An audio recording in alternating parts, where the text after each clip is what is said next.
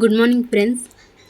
ఈరోజు మనం ఏంటంటే ఒక ఆల్కలాయిడ్కి దానికి సంబంధించిన ఉపయోగాలు అనేది కంపల్సరీ మనకి తెలంగాణ అలాగే ఏపీ డిఎస్సీ అనేది ఇస్తున్నారనమాట. సో ఆల్రెడీ మనకి ఇందులో ఒక పిట్ అనేది వచ్చేసింది అనమాట. ఏంటంటే క్వినైన్ అనే ఆల్కలాయిడ్ దేనికి ఉపయోగిస్తారు అంటే మలేరియా నివారణకు ఉపయోగిస్తారు. ఇది ఆల్రెడీ మనకి డిఎస్సీ తెలంగాణలో వచ్చేసింది. సో నెక్స్ట్ షిఫ్ట్లో ఈ కింద వాటిలో ఏదైనా ఇచ్చి అడిగే ఛాన్స్ అయితే ఉంది. సో కాబట్టి దాని గురించి ఒక్కసారి మనం చూసుకుందాము. క్వినైన్ అది ఏ మొక్క నుంచి వస్తుందంటే సింకోనా ఎఫిసినాలిస్ అంటే సింకోనా మొక్క నుంచి వస్తుంది అనమాట.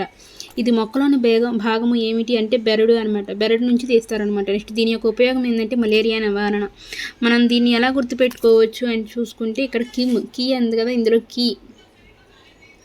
కీ అలాగే కిమ్ అంటే మనకి దక్షిణ కొరియా అధ్యక్షుడు కిమ్ అంటారు కదా. సో ఈ కిమ్ అంటే క్వినైన్ అలాగే మలేరియా కిమ్ అంటే ఏంటి, ఒక సైకో అలా అంటే బాగా శిక్షిస్తాడని అంటారు కదా. సో అలా సైకో అంటే సింకోనా ఎఫిసినాలిస్ అని అలా గుర్తుపెట్టుకోవటానికి మీకు గుర్తుండటానికి మాత్రమే ఇలా అనమాట.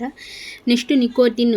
ఈ నికోటిన్ అనేది మనం దేనికి ఉపయోగిస్తారంటే క్రిమిసింహారిని అలాగే ఉత్తేజకారిని అలాగే క్రిముల్ని సంహరించడానికి అలా నిజ ఆకుల్లో అనమాట, ఆకు నుంచి తీస్తారనమాట. నికోటియానా టొబాకం అంటే ఇది ఒక పొగాకు నుంచి వస్తుంది. సో అది. నెక్స్ట్ మార్ఫిన్ అంటే ఏంటి, మార్ఫిన్ కొకైన్ అని అంటారనమాట. ఈ మార్ఫిన్ అంటే మందు అని గుర్తుపెట్టుకోండి. మనం ట్యాబ్లెట్స్ మందులు దేనికి వాడతాం, నొప్పి నుంచి పెయిన్ కిల్లర్స్గా నొప్పి నివారణకు వాడతాం అనమాట, పెయిన్ కిల్లర్. సో అది కొకైన్ అంటే కిల్లర్, కీ ఉంది కదా, కొకైన్ అంటే కిల్లర్ అంటే పెయిన్ కిల్లర్. సో అది. నెక్స్ట్ పెపావర్ సోమ్నిఫెరం అనే మొక్క నుంచి తీస్తారు. దీన్ని నల్లమందు అని కూడా అంటారనమాట. ఇది ఫలం నుంచి తీస్తారనమాట. సో అది. నెక్స్ట్ రిసర్పిన్ అంటే రిసర్ప్లోనే ఉందనమాట. సర్ప్ అంటే సర్పము అంటే రావుల్ఫియా సర్పంట్ అయినా. సో ఇక్కడ సర్పమే ఉంది, ఇక్కడ సర్పమే ఉంది. అలాగే సర్పము అంటేనే పాము కాటుకు మందు. సో అధిక రక్తపోటు అంటే ఇది పాముకు సంబంధించింది. రిసర్పిన్ అంటే ఏమిటి, సర్పము ఉంది, రావుల్ఫియా సర్పంట్ అయినా సర్పగంది. ఇది ఎక్కడి నుంచి ఇస్తారంటే మనకి వేరు ఎలా ఉంటుంది, ఇలా బారుగా ఉంటుంది. సో పాము కూడా ఎలా ఉంటుంది, ఇలాగే ఉంటుంది. సో ఇది వేరుకు సంబంధించింది అనమాట. నెక్స్ట్ వచ్చేసి కెఫిన్ అంటే మనకు ఆల్రెడీ తెలుసు అనమాట. కెఫిన్ అంటేనే కాఫీలో కెఫిన్ అనేది ఎక్కువ ఉంటుంది. సో కెఫిన్ అంటే ఏంటి, కాఫీ అరాబికా, కాఫీ నుంచి వస్తారు కాబట్టి కాఫీ మొక్క. కాఫీ అంటే మనం దేని నుంచి తీస్తాం, విత్తనాల నుంచి తీస్తాం. సో విత్తనాలు. అది ఎలా మనకి నర్వస్ సిస్టమ్ అనేది ఇంకా మనం కాఫీ తాగితే ఎలా ఉంటుంది, ఒక రిలాక్సేషన్ అనేది వస్తుంది. సో అది నాడీ వ్యవస్థ అనేది ఉత్తేజపడుతుంది అనమాట. నెక్స్ట్ నింబిన్ అంటే అనేది వేపకు సంబంధించి. వేపకు అంటే మనకు తెలిసిందే, ఎప్పటి నుంచి చదువుతూ ఉన్నాం, అజాడిరెక్టా ఇండికా అన్నమాట. సో ఇండికానే ఇండియా అని గుర్తుపెట్టుకోండి. అజాడిరెక్టా ఇండికా. ఇది విత్తనాలు, బెరడు, ఆకులు. నెక్స్ట్ ఇది వచ్చేసి మనకి వేప అనేది యాంటీసెప్టిక్ ఉపయోగిస్తారు. నెక్స్ట్ స్కోపోలమైన్ అనేది ఒక దద్దర స్ట్రోమోనియం అంటే ఉమ్మెత్త. స్కోపులోనూ స్ట్రో ఉంది. సో అది గుర్తుపెట్టుకోండి. అంటే ఉమ్మెత్తల మత్తు ఉంది. సో మత్తు మందుకు ఉపయోగిస్తారు. ఇది పండ్లు, పువ్వు నుంచి వస్తుంది అనమాట.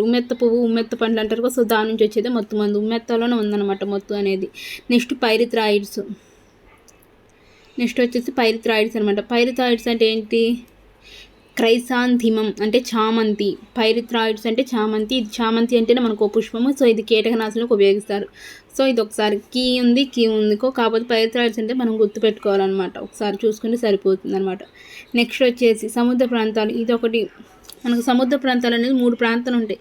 యుఫోటిక్ మండలం, బెథిలియల్ మండలం అలాగే అబైసల్ మండలం. దీన్ని మనం ఎలా గుర్తుపెట్టుకోండి, యూబీఈ అని గుర్తుపెట్టుకుంటే యూఫోటిక్, బెథిలియల్, అబైసల్. ఇదేంటి పైన ఉంటుంది అనమాట. సో మనం దీన్ని ఎలా రాసుకోవచ్చు అంటే చెప్తాను అండి. యూబీఈ ఇలా ఉంది. ఇది పైన ఉంటుంది. ఇది ఎలా ఉంటుంది, పైన సముద్రంలో పైన ఉంటుంది అనమాట. ఇది కొంచెం సముద్రంలో మధ్యలో ఉంటున్నట్టు చెప్పుకోవాలి. నెక్స్ట్ ఇదేమో సముద్రంలో అడుగు భాగం. ఇక్కడ మనకి సముద్రం పైన ఏంటంటే ఎక్కువ కాంతి అనేది వస్తుంది కాబట్టి ఎక్కువగా మనకి పైన అంతా కనబడుతుంది. కానీ లోపల కొంత చీకటి ఉంటుంది, కొంత వెలుతురు ఉంటుంది అనమాట, తక్కువ కాంతి వల్ల. ఈ అడుగు భాగాన్ని అసలు ఈ పైన అనేది వెలుతురు వెళ్ళిపోతుంది కాబట్టి ఈ కింద భాగాన్ని మనకు అడుగు చీకటిగా ఉంటుంది అనమాట. సో ఇది ఎలా ఉంటుందంటే 30 డిగ్రీ సెంటీగ్రేడ్ వరకు ఉంటుంది. ఇది వచ్చేసి 4 డిగ్రీ సెంటీగ్రేడ్స్ అనేది ఉంటుందన్నమాట. అలాగే ఇది వచ్చేసి మనకి 2 to 3 డిగ్రీ సెంటీగ్రేడ్. నెక్స్ట్ వచ్చేసి సెల్సియస్ అనమాట. సెల్సియస్ వరకు ఉంటుందని గుర్తుపెట్టుకోవాలి. 30 డిగ్రీ సెల్సియస్, ఇది 4 డిగ్రీ సెల్సియస్, అలాగే 2 to 3 డిగ్రీ సెల్సియస్. అలాగే ఫారెన్ హీట్లు అడిగితే 104 డిగ్రీస్, 39, 36, 37. ఇది పైన ఉంటుంది కాబట్టి 0 to 200 మీటర్స్. ఇది మధ్యలో ఉంటుంది కాబట్టి మిడిల్లో కాబట్టి 200 to 2000. నెక్స్ట్ ఇది అడుగు భాగంలో ఉంటుంది కాబట్టి 2000 to 600. మనకు ముందు ఇది గుర్తుపెట్టుకుంటే మనకి చాలా యూస్ఫుల్గా ఉంటుందన్నమాట. నెక్స్ట్ ఏముంటాయంటే పైన ప్లవకాలు, పైసేలియా, డాల్ఫిన్స్, ఎగిరే చేపలు, పచ్చ తాబళ్ళు, సియనిమోన్స్ ఇవన్నీ మనకి పైన కనపెడుతూ ఉంటాయి అన్నమాట. నెక్స్ట్ వచ్చేసి ఈ బెదీరియన్ మండలం ఏముంటాయి, తిమింగలాలు అంటే కొంచెం మధ్యలో ఉండేవి. తిమింగలాలు, దీపపు చెరువులు, ఎరుపు గోధుమ వర్ణం, కలుపు మొక్కలు, నాచు, సముద్రపు దోసకాయ, కోమటి సంచులు, ఆక్టోపస్, పంజికలు అనేవి ఉంటాయి. నెక్స్ట్ వచ్చేసి థర్డ్ అబేసిల్ మండలంలో ఉంటుంది. ఇందులో ఏముంటాయి అని మనం చూసుకుంటే బ్రిటిల్ నక్షత్రం, అంగుళ చేప, త్రిపాత చేపలు మొదలైనవి ఉంటాయి అన్నమాట ఈ అబేసిల్ మండలంలో. సో ఇది ఈ లైన్ సీక్వెన్స్ అనేది మీకు గుర్తుంటే మనకి ఈ కాంతి మండలం ఇది 220 అంటే 0 నుంచి 200 ఉంటుంది, 200 to 2000 ఉంటుంది, 2000 to 6000 ఉంటుంది. సో అది ఇదేంటంటే వెలుతురుగా ఉంటుంది, ఇది కొంచెం చీకటి, ఇది ఎక్కువ చీకటి. అది ఇదేమో సముద్రం పై భాగాలు ఉంటాయి కాబట్టి పైన గ్రేని కనపడితే ఇవి మధ్యలో ఉండే అనమాట. ఇవేమో అడుగులు ఉంటాయి.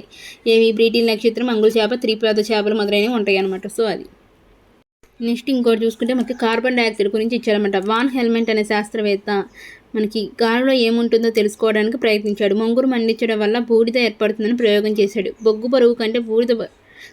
బరువు బూడిద బరువు కంటే చాలా ఎక్కువగా, బొగ్గు అనేది బరువు ఎలా ఉంటుంది, బూడిద కంటే హైగా ఉంటుంది అనమాట. దీని ఆధారంగా బొగ్గును మండించినప్పుడు మనకు కనపడిన 7వ పదార్థం ఏర్పడడం వల్ల బొగ్గు బరువు తగ్గిందనే పదార్థాన్ని వాయువు అంటారు అని చెప్పాడనమాట. అదే CO2 అనేది. నెక్స్ట్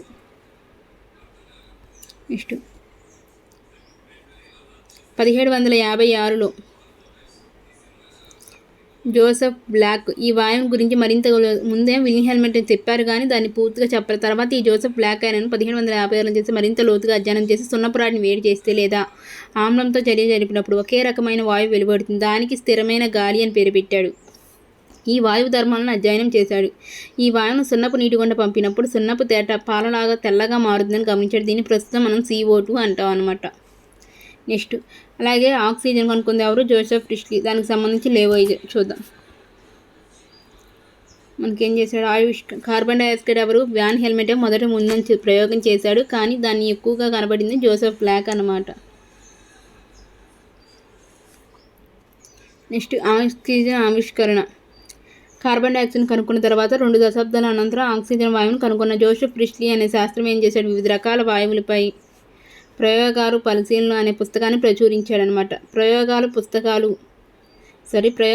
పరిశీలన అనే పుస్తకాన్ని ప్రచురించింది ఎవరు అంటే జోసెఫ్ ప్రిస్లీ. దీనిలో మొక్కలు విడుదల చేసే జంతువులు పీల్చే వాయువుల గురించి తొలిసారిగా నిరూపించాడు. వెలుగుతున్న కొవ్వొత్తిపైన సీసాను మూసి ఉంచినప్పుడు అది వెలిగే సమయం కన్నా మూసి ఉన్న సీసాలో పుదీనా కొమ్మను ఉంచినప్పుడు మరికొంత ఎక్కువసేపు వెలగడాన్ని గుర్తించాడు. కొవ్వొత్తి వెలగడం వల్ల గాలిలో తగ్గిపోయిందేదో పుదీనా ఆకుల ద్వారా తిరిగి చేరుతుందని గుర్తించాడు. అదే ఆక్సిజన్ అనమాట. నెక్స్ట్ జోసెఫ్ ప్రిస్లీ తన అనుభవాలను లేవోయిజర్కి చెప్పాడు అనమాట. వాతావరణంలోని వాయువుల మీద లేవోయిజర్ అనేక రకాల ప్రయోగాలు చేశాడు. గాల్లో అనేక రకాల వాయువులు ఉంటాయని ప్రిస్లీ చేసిన ప్రయోగాలు నిర్ధారిస్తూ లేవోయిజర్ గాల్లో ఉండే ముఖ్యమైన అణుఘటకాన్ని తెలుసుకోవడానికి ప్రయత్నించాడు. ఆక్సిజన్ అని పేరు పెట్టింది లేవోయిజర్ అనమాట. కనిపెట్టింది జోసెఫ్ ప్రిస్లీ అన్నమాట. నెక్స్ట్ గ్రీకు భాషలో ఆక్సిజన్ అంటే ఆమ్లాలను తయారు చేసేదని అర్థం. ఇది అనమాట దీని టాపిక్. మీరు ఫస్ట్ టైం నా ఛానల్ సబ్స్క్రైబ్ చేసుకొని please subscribe my channel. Okay, thank you friends.